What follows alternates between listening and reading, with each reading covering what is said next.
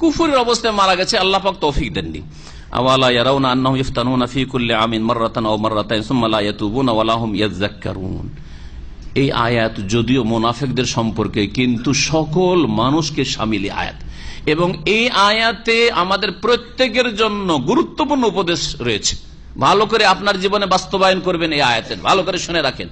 এই আয়াতের ওপর আমি আজকে থেকে এখানে তো 17 বছর 18 চলতে যাচ্ছে, আর তারও 2 বছর আগে একটা বক্তব্য করেছিলাম এক বড় মাদ্রাসার মসজিদে, বড় জামিয়ার মসজিদে, আর সেখানে 1000 খানেক ছাত্র। মাশাআল্লাহ, এই বক্তব্য শুনে বেশ কিছু ছেলেদের চরিত্র যে খারাপ, এই আয়াতের বক্তব্যে ওদের উপর বড় একটা তাসির হয়েছিল। আলহামদুলিল্লাহ, বড় একটা তাসির হয়েছিল। শোনেন যে কি আপনার জীবনে এর একটা তাসির হবে। আপনি যদি আয়াতটা বারবার করে অর্থ সহ পড়েন, আপনার জীবনের প্রতিক্রিয়া সৃষ্টি করবে, আপনার জীবনকে সংশোধন করে দিবে, আপনাকে সতর্ক সাবধান করবে আল্লাহ পাকের এই আয়াতে কারিমা।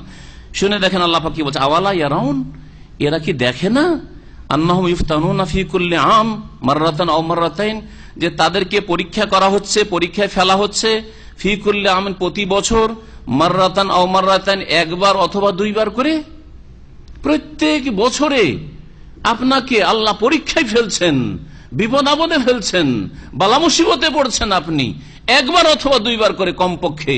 আর অনেকে তো বহুবার, প্রতি মাসে বিপদ আপদ, বিপদ ছুটানি নাই, বালার উপর বালা আসতে আছে, মুসিবতের মুসিবত আসতে আছে, তাতে কিছু শিক্ষা গ্রহণ করছেন না, তারপরে ফিরে আসতে চান না আল্লাহর দিকে। এই কথা আল্লাহ বলছেন, আওয়ালা ইয়ারাউন, তারা কি দেখে না, আন্নাহুম ইফতানুনা ফি কুল্লি আমিন মাররাতান আও মাররাতাইন, যে তাদেরকে পরীক্ষায় ফেলা হচ্ছে, ফি কুল্লি আম প্রতি বছর, মাররাতান আও মাররাতাইন একবার অথবা 2 বার করে, সুম্মা লা ইয়াতুবুন তারপরও তারা তওবা করে না, ওয়া লাহুম ইয়াযাক্কারুন আর তারা শিক্ষা গ্রহণ করে না, উপদেশও নিতে চায় না। তওবা করেন, একটু শিক্ষা নেন। তাহলে মানুষ শিক্ষা নেই ওহী থেকে, কোরআন হাদিস থেকে একটা শিক্ষা, আর একটা শিক্ষা জীবনের উত্থান পতন থেকে। ভালো করে শুনে রাখেন, দুনিয়াতে যে আপনার অথবা অন্যের যে উত্থান পতন হচ্ছে, কখনো সুখ কখনো দুঃখ, জীবনের যে এই আবর্তন বিবর্তন, এতে থেকে অনেক কিছু শিখার আছে।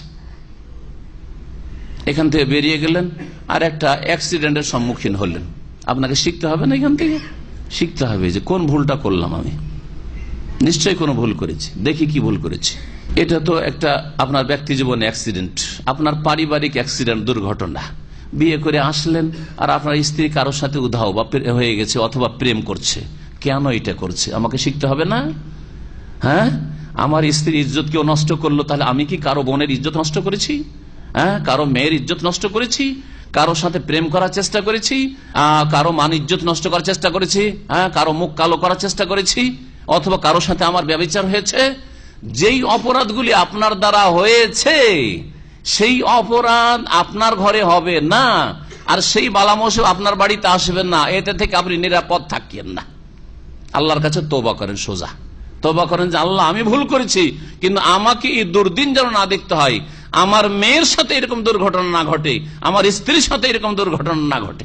আপনি এরকম পাপ করবেন আর আপনি মনে করবেন যে আমি সেফ থাকবো, নিজে সেফ থাকতে চান কিন্তু অন্যকে সেভ করলেন না, আপনি অন্যের মান ইজ্জত নষ্ট করলেন, কোন মেয়ের বাবার মুখ কালো করলেন, আপনি তার মেয়ের সাথে কত কি যে করেছেন কেলেঙ্কারি, তো এগুলোর কোনোদিন পাকড়াও হবে না। দুনিয়ায় যদি না হয় তো আখেরাতে তো হবে, কিন্তু দুনিয়াতেও হয়, ভালো করে মনে রাখবেন। তো এই ক্ষেত্রে বহু ঘটনা এরকম রয়েছে, কিন্তু আমাদের তাফসীর শেষ করতে হবে, সেই জন্য সেই ঘটনার দিকে যাচ্ছি না। এতটুকু যথেষ্ট যে প্রতিদিন, প্রতি সপ্তাহে, প্রতি মাসে বা প্রতি বছর যে বালা মুসিবত গুলি আসছে, এতে থেকে অনেক শিখার আছে। আপনার ছেলেকে আপনি খুব ভালো ধার্মিক করতে চেয়েছিলেন, আলেম হাফেজ করতে চেয়েছিলেন, নামাজি হলো না, আলেম হওয়া তো দূরের কথা। আপনাকে দেখতে হবে না যে পিছনে কারণটা কি আছে, আমি কি হালাল খাওয়াইছি না হারাম খাওয়াইছি, কি খেয়ে আমার ছেলেটা মানুষ হয়েছে, হারাম খেয়ে মানুষ হয়ে আপনি আলেম বানাবেন, নামাজি বানাবেন? হ্যাঁ, এই যে পরীক্ষায় আল্লাহ পাক ফেলছেন, এই ছেলে মেয়ে অসৎ হওয়ার পরীক্ষা। জি, বহু রকমের পরীক্ষা রয়েছে। তো এই পরীক্ষা 2 রকম, একটা হচ্ছে প্রাকৃতিক দুর্যোগ, হ্যাঁ, বৃষ্টির প্রয়োজন, অনাবৃষ্টি অথবা অধিক বৃষ্টি, এগুলো হচ্ছে এক রকমের পরীক্ষা। তো এগুলো হচ্ছে আমভাবে ব্যাপক ভাবে পরীক্ষা, আর ব্যক্তি জীবন পরীক্ষাকে বিশেষ ভাবে এখানে বোঝানো হয়েছে।